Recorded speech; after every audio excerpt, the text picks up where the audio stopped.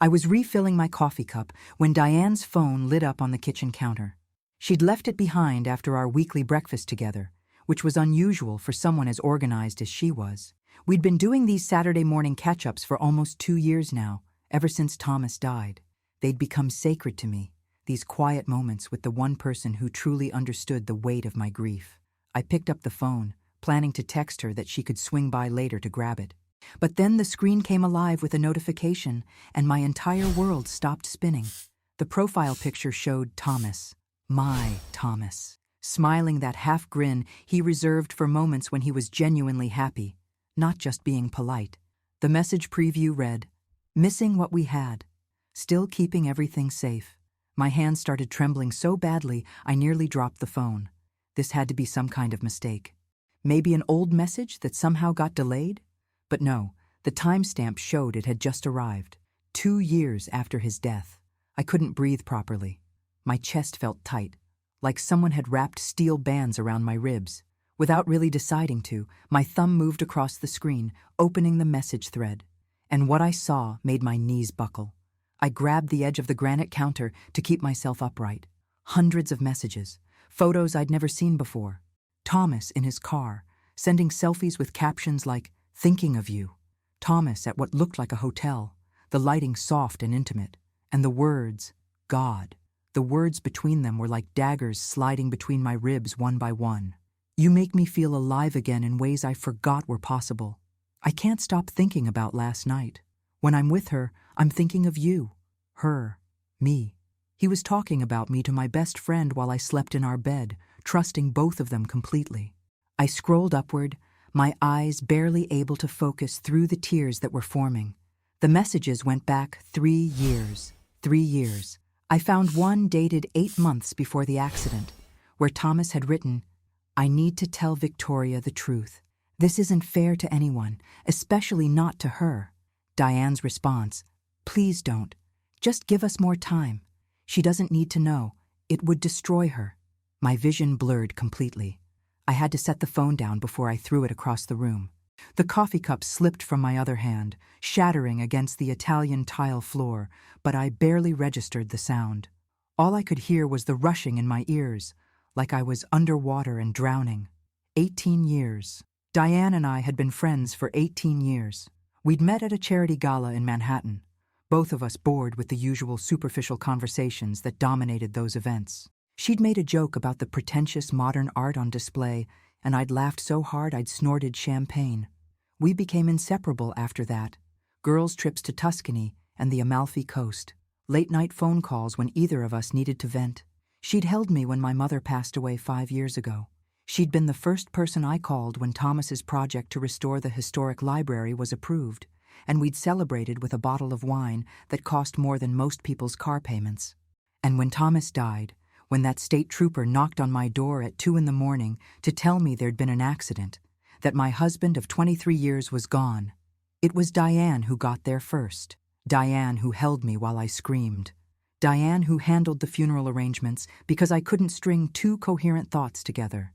Diane who sat with me through every anniversary, every holiday, every moment when the grief threatened to swallow me whole. And the entire time she knew. She knew things about my husband that I didn't. She'd been intimate with him in ways that should have been reserved for me. She'd watched me cry over him while carrying the secret that she was part of the reason his last months had been so tense and distant. I picked up her phone again with shaking hands. I had to know everything. I scrolled through weeks and months of conversations, watching my marriage dissolve in real time through messages I was never supposed to see. There were photos of them at restaurants I recognized, places Thomas had told me he was meeting clients. There were messages sent at times when he'd claimed to be working late at the office.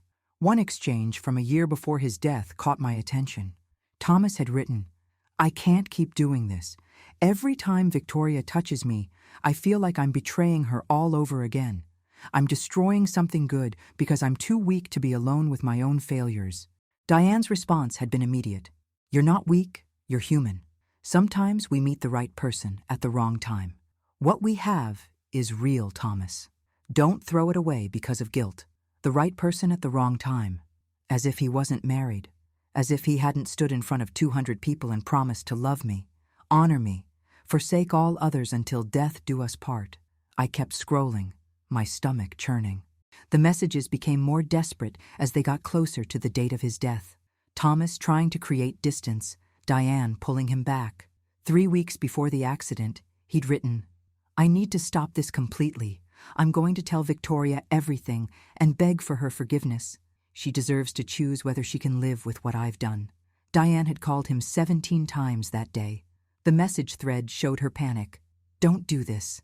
Please, Thomas. Let's talk in person. You're not thinking clearly." And then, the day of the accident. The last message Thomas had sent to Diane was time-stamped at 6:47 p.m. "I told you we're done. I'm heading home to talk to Victoria. Don't contact me again. I need to try to save what really matters." He never made it home. The accident report said he died at 7:23 p.m. on Route 1 when a truck ran a red light and hit his car broadside. I'd always wondered why he was on that route when his office was in the opposite direction. Now I knew. He'd been coming from wherever he'd met Diane for that final conversation. My legs finally gave out. I slid down the cabinet to sit on the floor, still clutching her phone like it was evidence in a crime scene, which, in a way, it was. The crime of stealing years from me. The crime of letting me worship a memory that was built on lies. The crime of holding my hand through grief while knowing she was part of the reason Thomas had been so troubled in his final months. The house felt different now. Every room held new questions. Had they been here, in my home? Had he brought her to our bed while I was traveling for work? I looked at the kitchen table where Diane and I had shared hundreds of cups of coffee, where she'd listened to me talk about how perfect Thomas had been, how much I missed him, how I didn't think I'd ever stop loving him. And the whole time, she'd known he wasn't perfect. She'd known him in ways that made my memories feel like elaborate fiction. I don't know how long I sat there on the floor. Long enough for my coffee to go cold in the pot.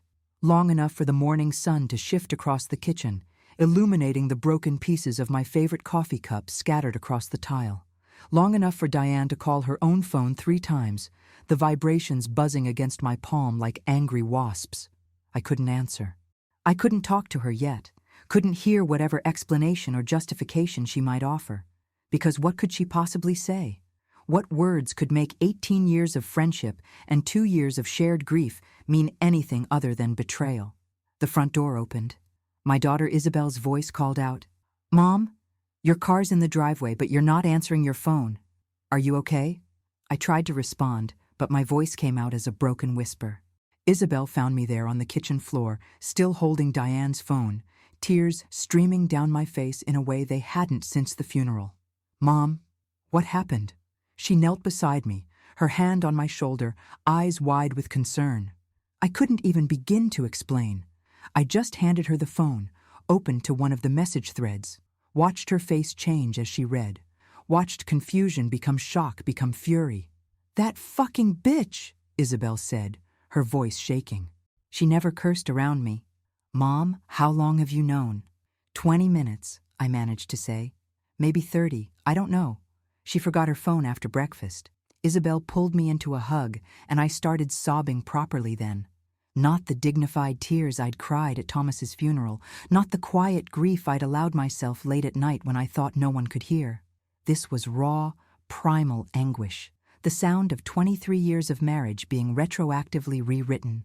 The sound of 18 years of friendship being revealed as performance art. How could she? I kept saying. How could she sit with me at his funeral? How could she hold my hand on our anniversary and listen to me talk about how much I missed him? "I never liked her," Isabel said quietly. "I know you loved her, but there was always something performative about her, like she was playing a role. I never could put my finger on what felt wrong." I pulled back to look at my daughter. She was 28 now, successful in her own right, but in that moment, she looked like the fierce little girl who'd once punched a boy, who'd pushed me at the grocery store. She had that same protective fire in her eyes. "What are you going to do?" she asked. I wiped my face with the back of my hand. "I don't know. I need to think. I need to understand the whole story." "The whole story is that she's a terrible person who betrayed her best friend," Isabel said flatly. "What else do you need to know?" But I did need to know more. I needed to understand how this had started, whether Thomas had pursued her or she'd pursued him, whether he'd actually loved her or if it had been some midlife crisis, some desperate grab at feeling young again.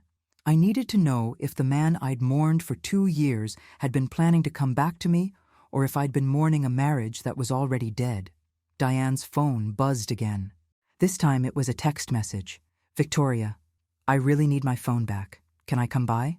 I stared at those words, the casual tone, as if this were just a normal Saturday, as if she hadn't built our entire friendship on a foundation of lies, as if she hadn't watched me grieve for a man she'd been sleeping with.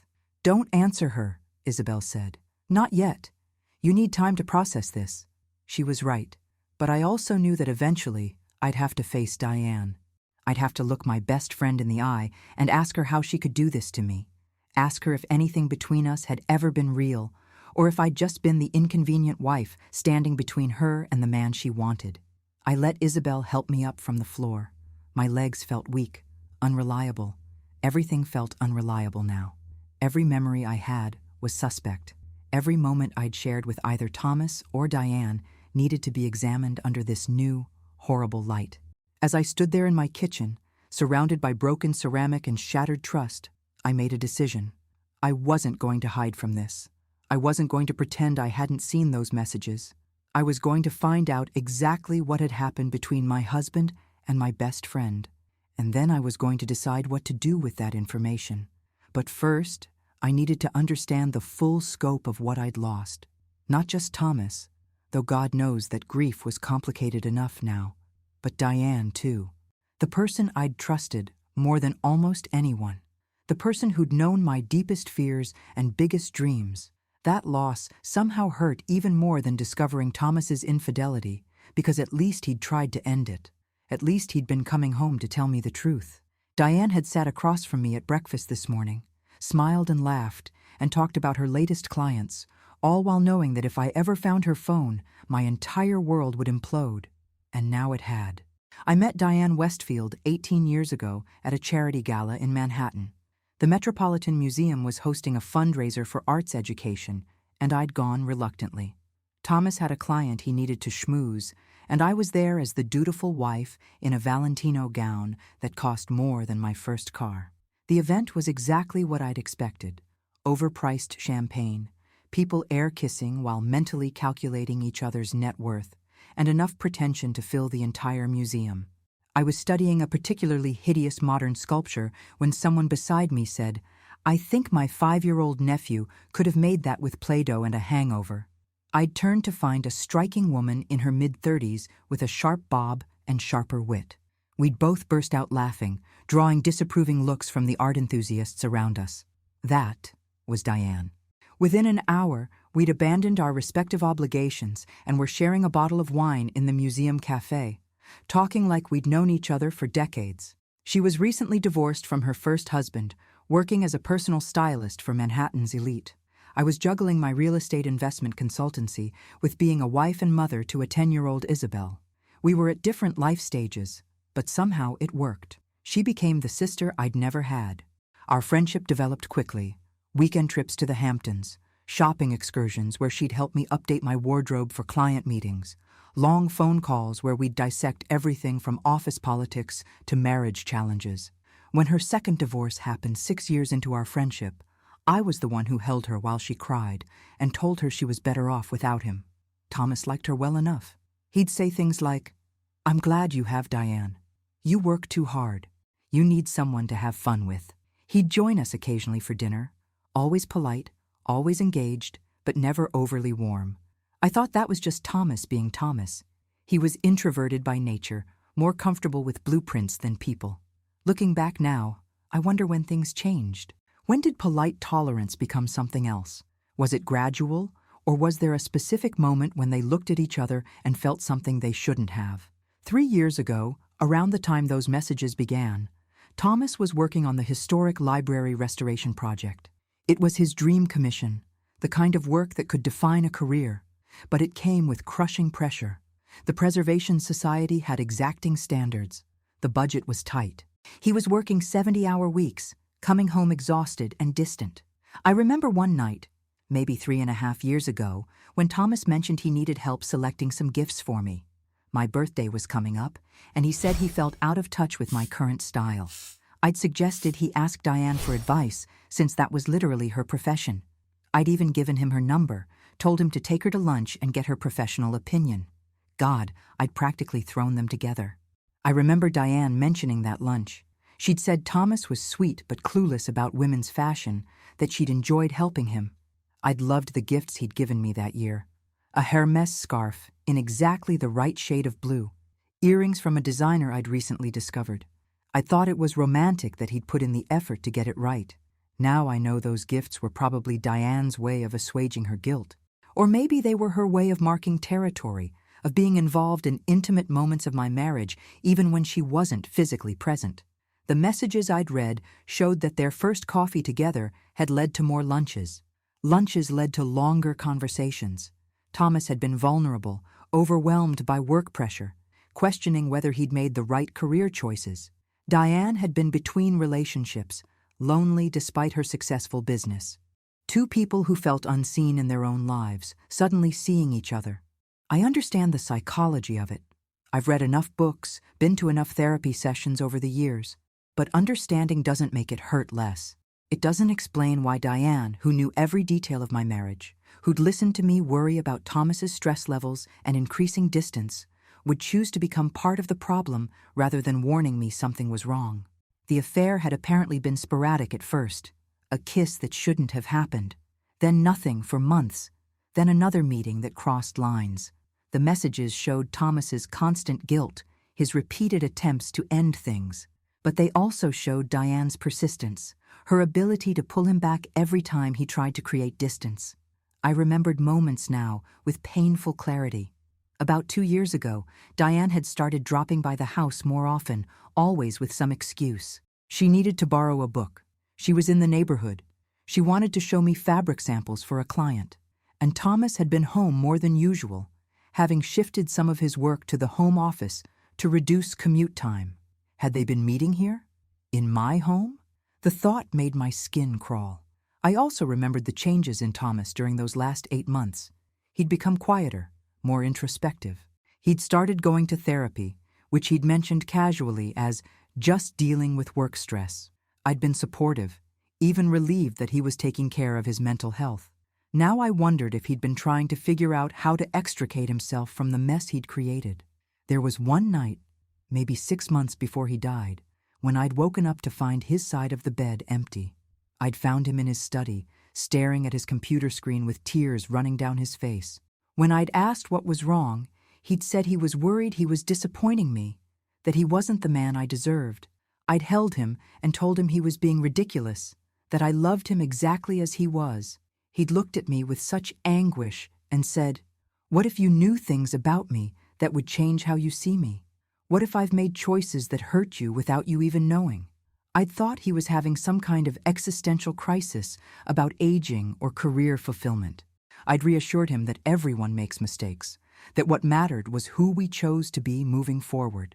He'd held me so tightly that night, almost desperately. Now I know he was trying to confess. He was giving me an opening to ask the right questions. But I'd been blind, secure in my belief that our marriage was solid despite the rough patch. I'd interpreted his distance as work stress, not guilt. His occasional emotional outbursts as midlife anxiety, not moral crisis. Diane had been strategic during this period. She'd positioned herself as my support system, someone who could help me understand what Thomas might be going through. She'd said things like, "Men his age often question everything. Just be patient with him. He loves you, Victoria. Anyone can see that." The manipulation was breathtaking now that I could see it clearly. She'd managed both of us, keeping Thomas tangled in the affair while ensuring I didn't suspect anything was wrong beyond normal middle-age stress. She'd been playing both sides, protecting her access to him while maintaining her position in my life. I thought about all the times we'd had wine together, Diane and I, sitting in my living room or at some restaurant, talking about life and love and friendship. She told me about her dating disasters, and I'd given advice. I'd told her about the small tensions in my marriage, and she'd offered perspective. How much of that had been real? How much had been her gathering intelligence or subtly undermining my confidence in my relationship? There was one conversation I remembered with particular pain now. About a year before Thomas died, Diane and I had been discussing fidelity over martinis. I'd said something about how I believed Thomas and I were solid because we'd built our marriage on complete honesty. Diane had gotten quiet, then said, "Sometimes people keep secrets because the truth would hurt more than the lie. Sometimes love means protecting someone from knowledge that would destroy them." I'd thought she was talking philosophically, maybe processing her divorces. Now I knew she was talking about us, about her affair with my husband, justifying her choices right to my face while I nodded along, completely oblivious. The worst part was remembering how Diane had been there when my mother died 5 years ago. She'd sat with me in the hospital. She'd helped me write the eulogy because I couldn't see through my tears. She'd been at the funeral, her hand in mine, her presence a comfort when everything felt like it was falling apart. And even then, was she sleeping with Thomas? The timeline suggested maybe not yet, but close. Close enough that she knew where things were heading. Close enough that she'd made choices about what mattered more to her, our friendship or her feelings for my husband. When Thomas died 2 years ago, Diane had been extraordinary. That was the word everyone used. She'd arrived at my house within an hour of my frantic phone call. She'd taken charge when I couldn't function. She'd called people, arranged things, made decisions I couldn't make. She'd stood beside me at the funeral, her arm around my waist, holding me upright when my legs wouldn't work. I'd leaned on her completely during those first terrible months. She'd come by almost daily, bringing food I couldn't eat, sitting with me in silence when I couldn't talk, listening to me repeat the same stories about Thomas over and over as I tried to make sense of his absence. And the entire time, she'd been grieving too. Not just for my loss, but for hers. She'd lost the man she was having an affair with, and she couldn't tell anyone, couldn't claim her pain publicly, had to watch me canonize him while she kept her secrets locked away. Part of me almost felt sorry for her. Almost. But then I'd remember that she'd made her choices. She'd chosen to pursue a married man. She'd chosen to betray her best friend. She'd chosen to watch me suffer while protecting herself. Over the 2 years since Thomas's death, Diane and I had become even closer. Our Saturday breakfasts had become ritual. She'd encouraged me to start dating again, though I hadn't been ready. She'd celebrated with me when my business hit record profits last year. She'd been there for every milestone, every memory, every moment. And apparently, she'd been carrying this enormous secret the entire time, waiting for it to die with her. She must have thought she was safe. Thomas was gone. The affair was in the past. As long as I never found out, she could keep both her secret and our friendship. But she'd forgotten her phone on my kitchen counter. One careless moment, and her entire carefully constructed reality had collapsed. Isabel stayed with me for 3 days. She worked from my guest room, her laptop balanced on her knees, while I sat in Thomas's preserved study and systematically destroyed every illusion I'd been living with. I'd kept his office exactly as he'd left it. His architecture books lined the shelves in the order he'd preferred. His drafting table still held the last project he'd been working on, a residential renovation in Westport that had been completed by his partner after his death. His coffee mug, unwashed, sat on the desk where he'd left it that final morning. I'd turned this room into a shrine, a place I could come to feel close to him. Now I was tearing it apart, looking for evidence of who he'd really been. I went through every drawer methodically. Bank statements showed cash withdrawals I'd never questioned. Credit card bills revealed restaurant charges that didn't match his claimed work dinners. A receipt tucked into a book showed he'd bought jewelry from Tiffany's 8 months before his death. I'd never received anything from Tiffany's during that period. The necklace had probably been for Diane. But it was the journal I found in the 3rd drawer, hidden beneath old architectural magazines, that truly shattered me. Thomas had been keeping a diary, pages and pages of his elegant handwriting, documenting his affair, his guilt, his attempts to reconcile what he was doing with who he thought he was. I sat on the floor of his study and read every entry, tears streaming down my face as I finally heard his voice again after 2 years of silence. The first entry about Diane was dated 3 years ago, just after that lunch I'd suggested they have. Had coffee with Victoria's friend Diane today. She's easier to talk to than I expected. Told her things about the library project I haven't even told V. Don't know why it's easier with a stranger. Maybe because there are no expectations. No disappointment if I admit I'm struggling. The entries progressed over months. More meetings, deeper conversations. Then, the kiss that changed everything. I kissed Diane today. God help me. I kissed her in my car outside that cafe on Chapel Street.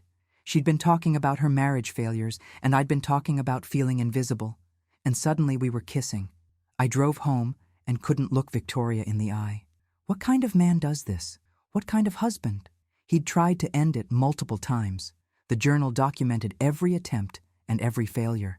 Told Diane we can't see each other anymore. She cried. Said she understands, but asked for one more coffee to say goodbye properly. I'm weak, I agreed. Saw Diane again. The one more coffee turned into 3 hours talking in her apartment. Nothing physical happened, but I wanted it to. I'm disgusted with myself. Slept with Diane today. I've officially become the kind of man I always despised. The kind who cheats on a good woman because he's too cowardly to face his own emptiness.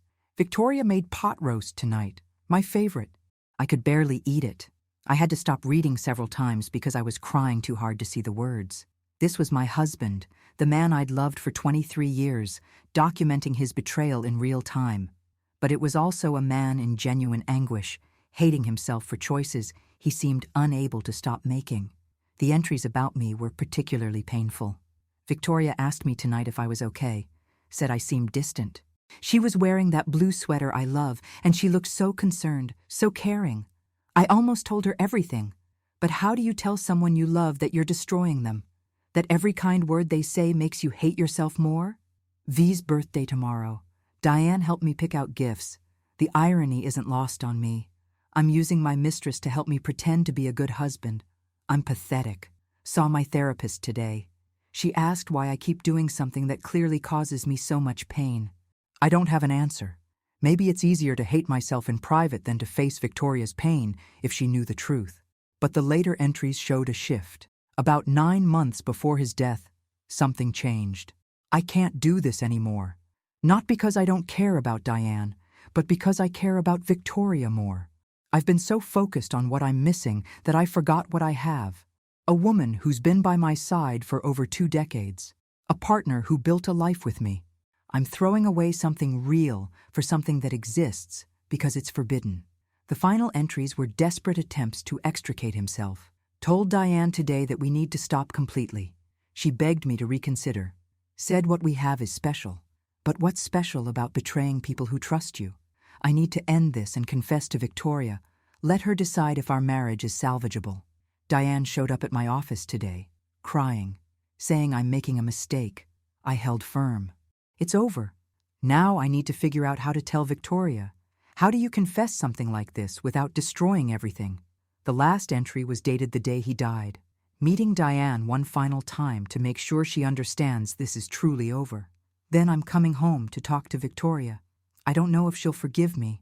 I don't know if I deserve forgiveness, but she deserves the truth. She deserves the choice. I've stolen enough from her already. I closed the journal and pressed it against my chest, sobbing. Thomas had been trying to come back to me. He'd been planning to confess, to give me agency over my own life, to let me decide if our marriage could survive his betrayal. And he died on the way home to do it. The anger I felt was complicated now. Yes, he'd cheated. Yes, he'd lied for years. But he'd also been genuinely torn, genuinely remorseful, genuinely trying to make things right. He died attempting to do the honorable thing, even though it would have cost him everything. Diane, though.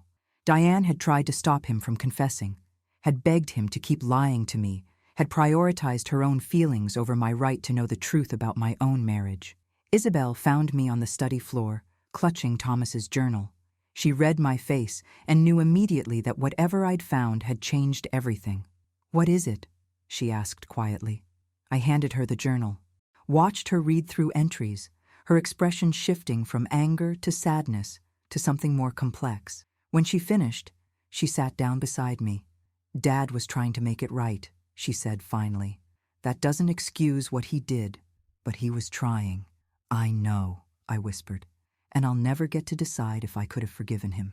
Diane took that choice from me too." That's when I decided I needed to talk to Marcus Chen.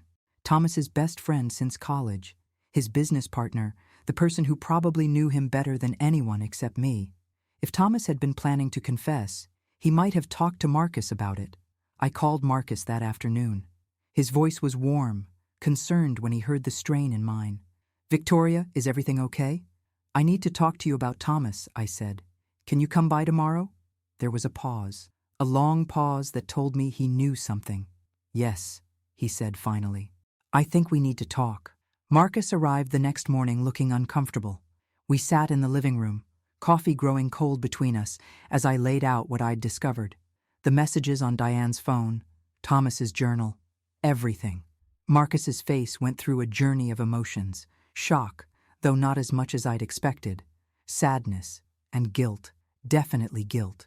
"You knew," I said. It wasn't a question. "Not exactly," Marcus said carefully. "Thomas told me about 6 months before he died that he was dealing with something serious, that he'd made mistakes that could destroy his marriage. He wouldn't give me details, but I could tell he was in crisis. And you didn't think to warn me?" The anger in my voice surprised both of us. "He asked me not to," Marcus said.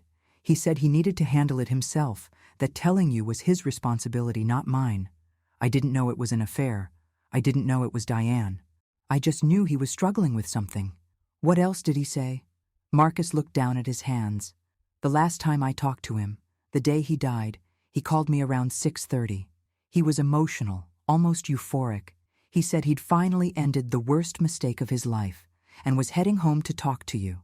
He said he was terrified, but also relieved, that he'd been carrying this weight for so long that he'd forgotten what it felt like to breathe properly." My throat tightened. "What did you say?" "I told him I was proud of him for doing the right thing, that whatever happened, facing the truth was better than living a lie. He said, 'I might lose everything, Marcus, but at least Victoria will have the choice. I've taken enough from her already.'" Marcus's voice broke. Those were the last words I heard him say.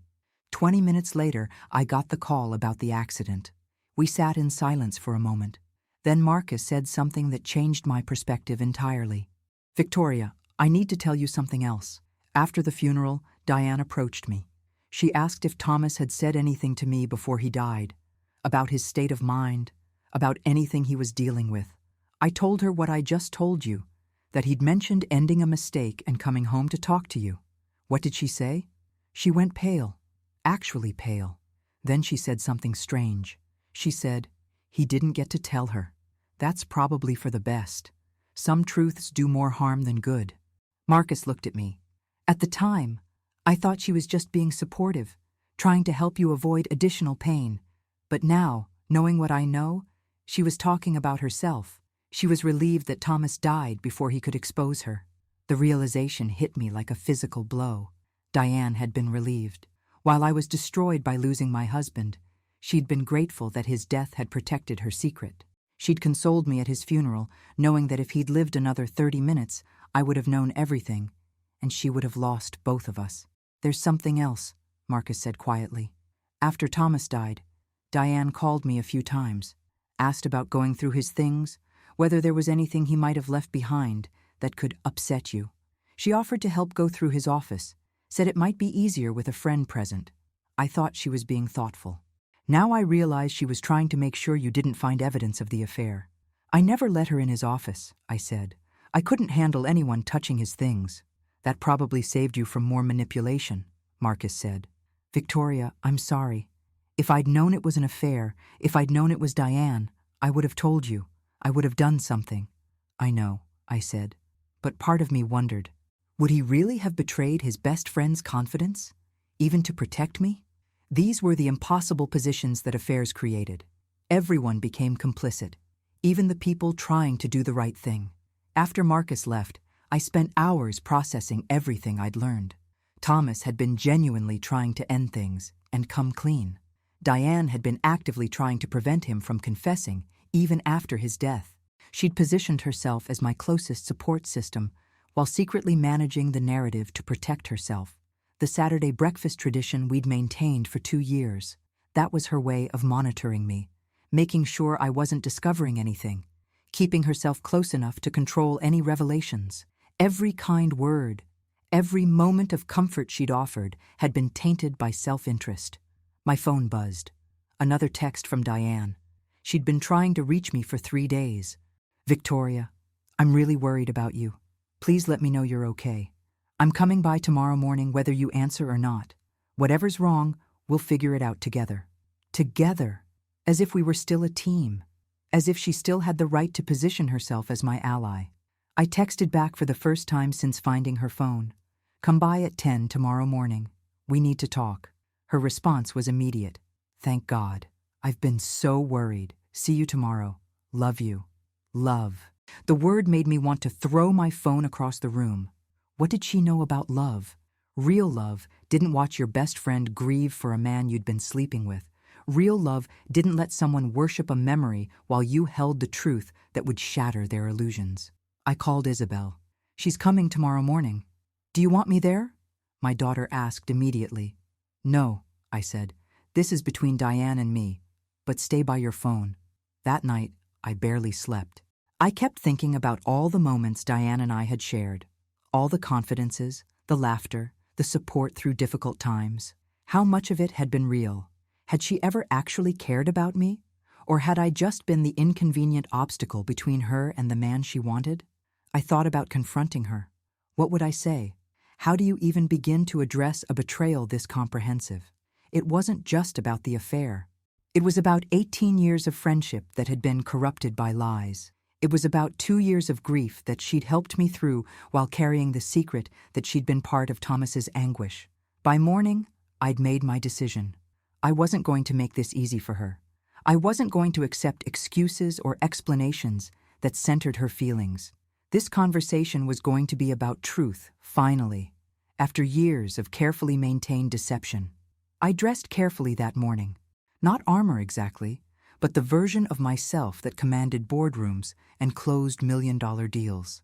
If I was going to confront my best friend's betrayal, I was going to do it as the woman I'd become, not the broken widow she'd been consoling. At exactly 10 o'clock, the doorbell rang.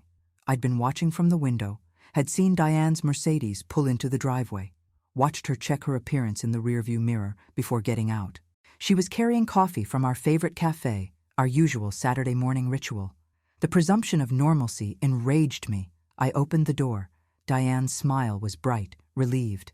Oh, thank God, Victoria. I've been so worried. You weren't answering, and I thought maybe you were sick or— Come in, I said, cutting her off. My voice was flat, emotionless. Her smile faltered. She followed me into the living room, setting the coffee on the table as she sat on the sofa. The same sofa where we'd spent countless hours talking, where she'd held me while I cried over Thomas, where she'd probably sat with him while I was traveling for business. Victoria, what's going on? You're scaring me. I sat across from her, not beside her like I normally would. The physical distance was deliberate. I read your messages. The color drained from her face. What? You forgot your phone. A message came through from Thomas. Or rather, from his old number that you apparently kept active. I opened it. I read everything. The silence that followed was absolute. Diane's face had gone from perfectly composed to ashen in seconds. Her mouth opened, closed, opened again. No sound came out. Say something, I said. My voice was steady, cold. I barely recognized it as my own. Victoria, She stopped, her hands trembling. I can explain. Explain what, exactly? I leaned forward. Explain how you slept with my husband for years? Explain how you watched me grieve him while you kept your own grief secret? Explain how you've been lying to my face every single day for the past 2 years? It wasn't like that, she whispered. It was complicated. We never meant— Don't. The word came out sharp enough to make her flinch. Don't you dare tell me you never meant for it to happen. I found Thomas's journal, Diane. I know exactly how it happened. Coffee turned into lunches. Lunches turned into something more. And you, my best friend of 18 years, decided your feelings mattered more than our friendship. Tears started running down her face. I fell in love with him. And that's supposed to make it better? I stood up, unable to sit still anymore. You fell in love with my husband, the man I was married to, the man I'd built a life with. And instead of walking away, instead of protecting our friendship, you pursued him. You kept pulling him back every time he tried to end it. He wanted to be with me too, she said, and there was a flash of defiance in her voice that made my blood boil. It wasn't just me. Thomas had feelings for me. Real feelings. I know he did. My admission seemed to surprise her. I read every entry in his journal about you, about how confused he was, how guilty he felt, how much he hated himself for what he was doing. And I also read about how he decided to end it, how he chose me, how he died on his way home to confess everything because he wanted to give me the choice to forgive him or not. Diane's face crumpled. I begged him not to tell you. I told him it would only hurt you, that you didn't need to know. That wasn't your decision to make, I was shouting now. You didn't get to decide what I needed to know about my own marriage. You didn't get to protect yourself by keeping me in the dark. Thomas understood that, even if you didn't. He was willing to lose everything to give me the truth. You wanted him to keep lying so you could keep both your secret and our friendship. I couldn't lose you both, she sobbed.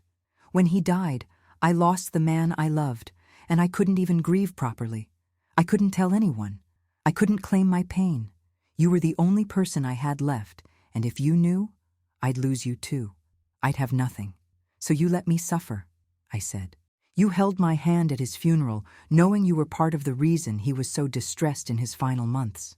You listened to me talk about how perfect our marriage was, and you said nothing. You helped me preserve his office as a shrine to a man whose memory you could have corrected, but you chose your comfort over my reality. I was trying to protect you, she insisted, standing up.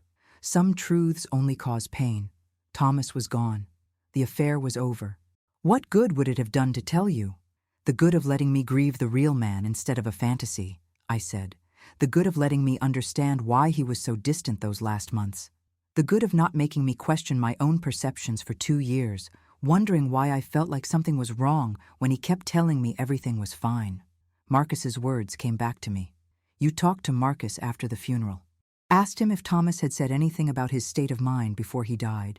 Marcus told you Thomas was coming home to tell me something important, and you were relieved he died before he could. Diane's eyes went wide. That's not... I didn't... Don't lie to me anymore, I said. I'm done with lies. Marcus told me everything. You were relieved, Diane.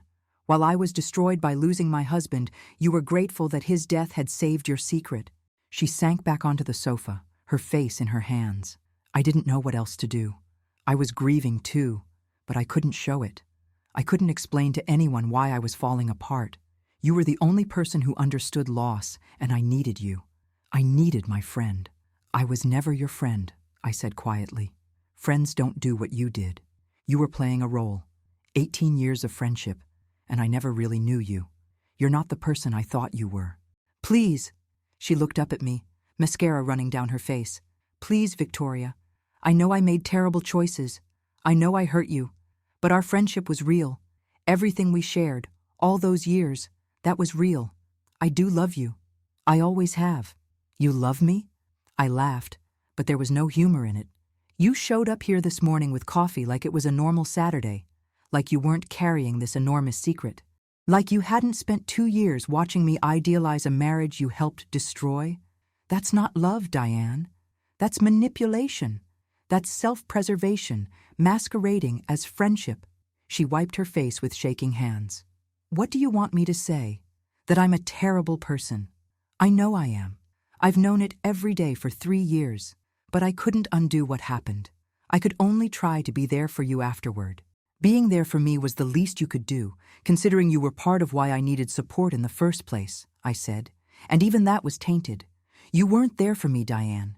You were there to manage the situation, to make sure I didn't find out, to protect yourself. That's not fair. Fair. I cut her off. You want to talk about fair? Was it fair to sleep with my husband? Was it fair to try to stop him from confessing? Was it fair to let me mourn a perfect marriage that never existed? Don't talk to me about fair. Diane stood up slowly. I should go. Yes, I said. You should. And Diane? She turned back at the door. Don't come back. Don't call. Don't text. We're done. Whatever friendship we had died the moment you decided your feelings for Thomas mattered more than your loyalty to me. Victoria, please, get out. She left, and I watched through the window as she got into her car. She sat there for a long time, her head on the steering wheel, shoulders shaking. Part of me wanted to feel sorry for her, but I couldn't. She'd made her choices, and now she had to live with the consequences. I stood in my empty living room, surrounded by the wreckage of 2 decades of relationships, and felt something unexpected: relief. After Diane left, I sat in the silence of my living room for what felt like hours. The confrontation had been necessary, cathartic even, but it had only addressed half of what I was feeling. I'd confronted Diane about her betrayal, but I hadn't fully processed what Thomas's actions meant for how I remembered him, how I remembered us. Isabel came by that afternoon. She didn't ask how it went with Diane. She just looked at my face and pulled me into a hug. I told her to leave and never come back, I said against her shoulder. Good, Isabel said firmly. She didn't deserve your friendship. She never did. We sat together on the sofa, and I told her everything from the confrontation. How Diane had tried to justify her choices. How she'd claimed their friendship was real despite everything. How she'd actually had the audacity to say she was trying to protect me by keeping the affair secret. She's delusional, Isabel said. She's rewritten the whole thing in her head to make herself the victim, like she suffered just as much as you did. Part of me understands the psychology of it, I admitted. She did lose someone she loved. She couldn't grieve publicly. That must have been genuinely painful. Mom, stop. Isabel turned to face me. Stop trying to understand everyone else's pain. What about yours? She betrayed you. Dad betrayed you. You're allowed to be angry without immediately trying to see their perspective. She was right. I'd spent my whole life trying to understand people, to see all sides, to be fair and measured. But some things didn't deserve that kind of generosity. Some betrayals were simply wrong, regardless of the emotional complexity behind them. I am angry, I said. I'm furious, but I'm also confused because I loved them both. Diane was like a sister to me, and Thomas— My voice broke. Thomas was my husband for 23 years. How do I reconcile the man I loved with the man who did this? You don't have to reconcile it right now, Isabel said gently. You just learned all of this 3 days ago. Give yourself time to be angry, to be sad, to feel whatever you need to feel. But I didn't want to just feel. I wanted answers. I wanted to understand the full scope of what had happened. And there was one more person I needed to talk to. I called Thomas's therapist the next day. Dr. Sarah Mitchell had been seeing Thomas during his final year. I'd met her once, briefly, when I'd dropped Thomas off for a session. She'd seemed kind, professional. Now I needed to know what Thomas had told her.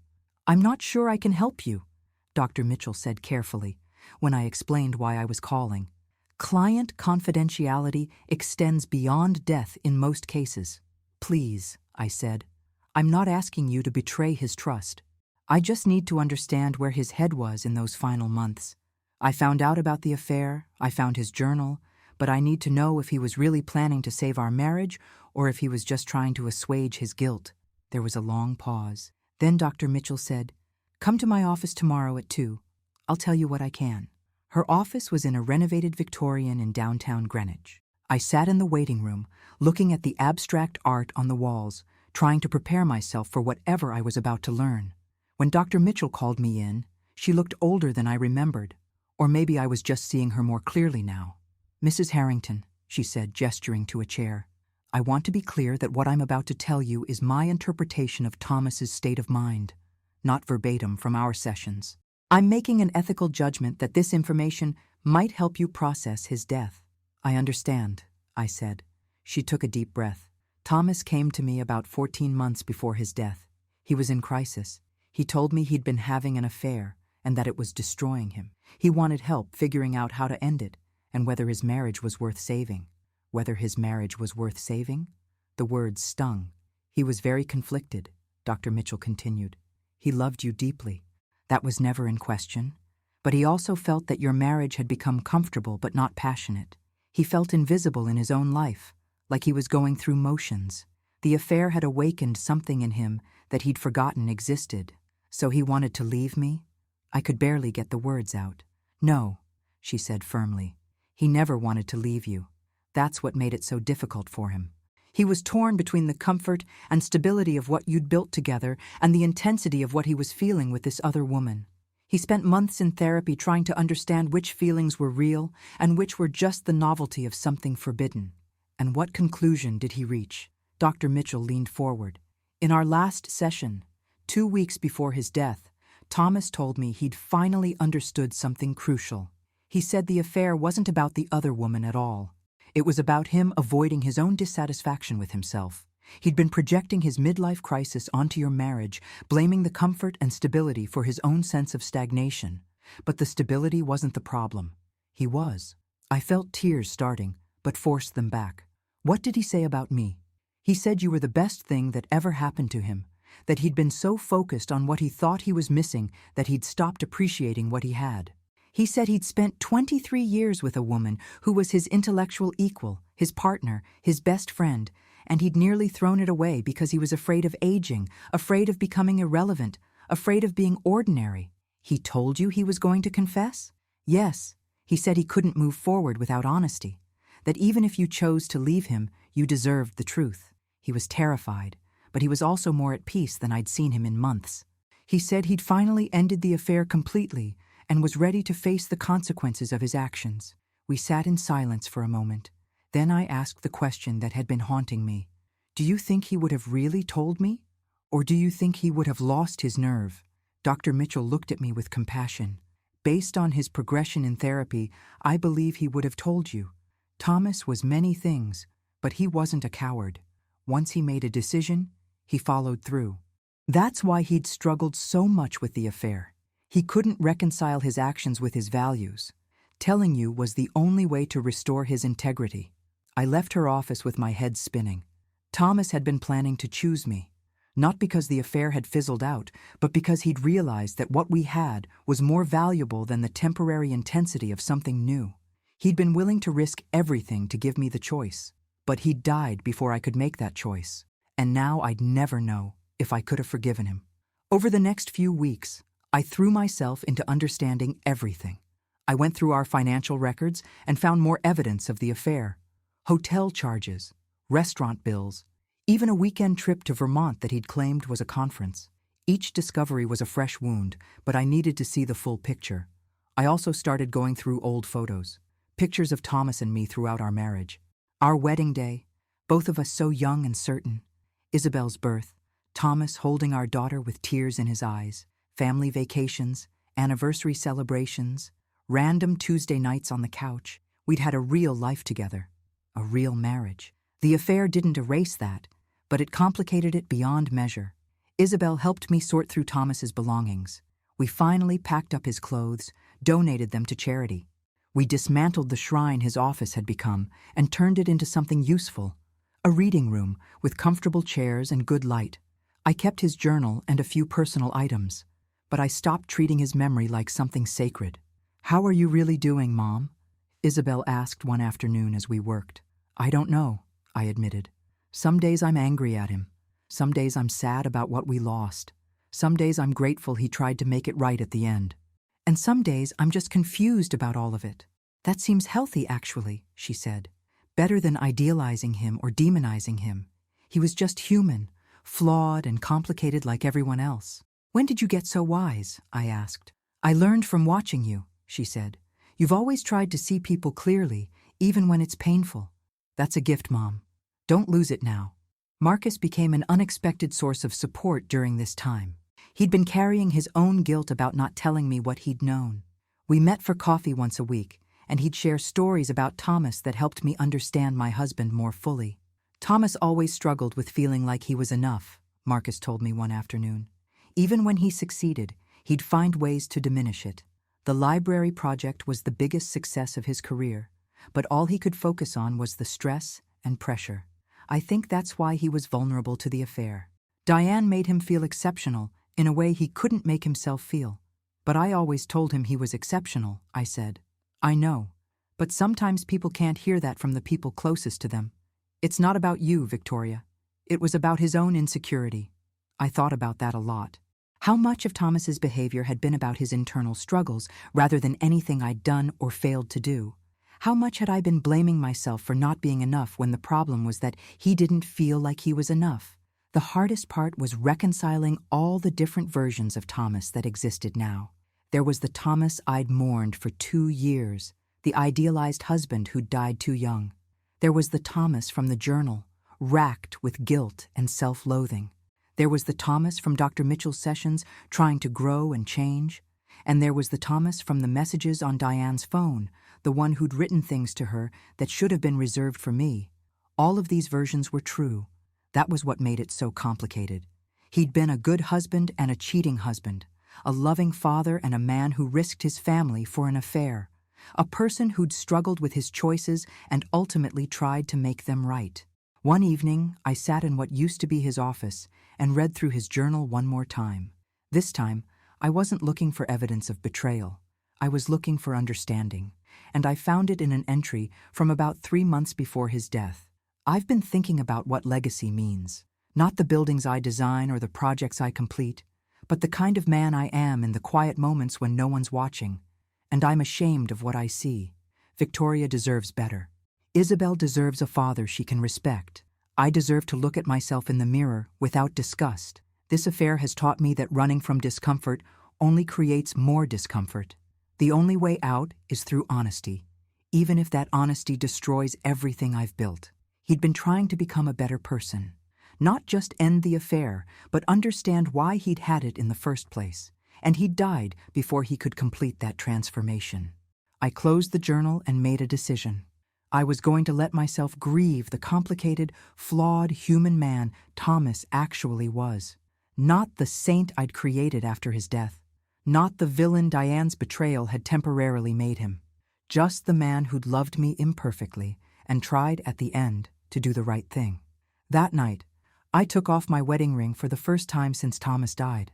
My finger felt naked, strange, but it also felt like a necessary step. I wasn't erasing our marriage or the years we'd spent together. I was acknowledging that the marriage had ended, not just with his death, but with the choices he'd made before it. I put the ring in a small box with his journal and a few photos. Someday, maybe I'd give it to Isabel, or maybe I'd keep it as a reminder that love is complicated, and people are flawed, and life rarely gives us the neat endings we expect. Isabel called that night, somehow sensing I might need her. "How are you, Mom?" "I'm okay," I said, and I meant it. "I'm not healed, I'm not over it, but I'm okay." "That's enough for now," she said, and it was. 3 months after finding Diane's phone on my kitchen counter, I was finally starting to recognize myself again. Not the woman I'd been before Thomas died, and certainly not the woman I'd been during those 2 years of grief. Someone new. Someone who'd been forced to see the world more clearly, even though the clarity came at a devastating cost. I'd stopped checking Diane's social media, stopped wondering what she was doing or how she was coping with the end of our friendship. She'd tried to reach out a few times in those first weeks, long text messages explaining her perspective, asking for forgiveness, insisting that our friendship had been real despite everything. I'd blocked her number after the 5th message. Some relationships, once broken, can't be repaired. Ours was one of them. I heard through mutual acquaintances that she'd left Connecticut, moved to Boston, started fresh somewhere people didn't know her history. Part of me hoped she'd found some peace. A smaller part of me hoped she hadn't.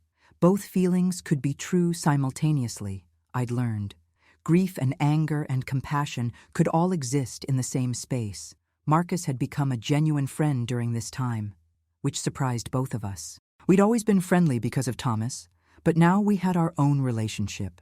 He'd invite me to gallery openings or architectural lectures, events where I could be around people without the pressure of explaining my complicated grief. He never pushed, never asked for more than I was willing to give. Just steady, reliable friendship from someone who understood the weight of what I'd lost and discovered. "You seem different," he said one evening over dinner. We'd fallen into a routine of meeting once a week, usually at quiet restaurants where we could talk without shouting over noise. "Different how?" I asked. "Lighter, maybe, or just more present, like you're actually here instead of living in your head." He was right. For 2 years after Thomas's death, I'd been stuck in the past, constantly reviewing memories and conversations, trying to hold on to someone who was gone. Then I'd spent 3 months reviewing those same memories with new information, trying to reconcile who Thomas had been with who I'd thought he was. But lately, I'd been more focused on the present, on rebuilding my life with clearer eyes. My business had actually grown during this period. I'd thrown myself into work, using it as a constructive outlet for the complicated emotions I was processing. I'd closed 2 major deals in the past month alone, expanding my consultancy's reach into the Boston market. The irony wasn't lost on me that Diane's move to Boston meant I'd likely run into her eventually, but I wasn't afraid of that anymore. If I saw her, I'd be civil and keep walking. She didn't deserve my energy, positive or negative. Isabel had been my rock through all of it. She'd checked in daily those first weeks, gradually spacing it out as I became more stable. We'd grown closer through this crisis, bonding over the shared experience of loving someone flawed and learning to hold multiple truths about them simultaneously. "I'm proud of you, Mom," she'd said recently. "Not everyone could handle what you've been through with this much grace." "I don't feel graceful," I'd admitted. "I feel like I'm constantly making it up as I go." "That's what grace looks like in real life," she'd said. "It's not about being perfect. It's about showing up even when everything's messy." I'd also started therapy, something I probably should have done after Thomas died, but had convinced myself I didn't need. Dr. Rachel Torres had helped me understand that grief for a complicated person is itself complicated, that I could mourn what I'd lost while also being angry about the deception. That forgiveness wasn't required for healing.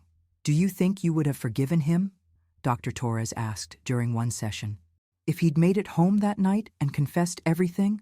I'd thought about that question constantly. I honestly don't know. Part of me thinks yes, because he was trying to make it right. But another part of me knows that even if I'd forgiven him, our marriage would never be the same. The trust would be broken.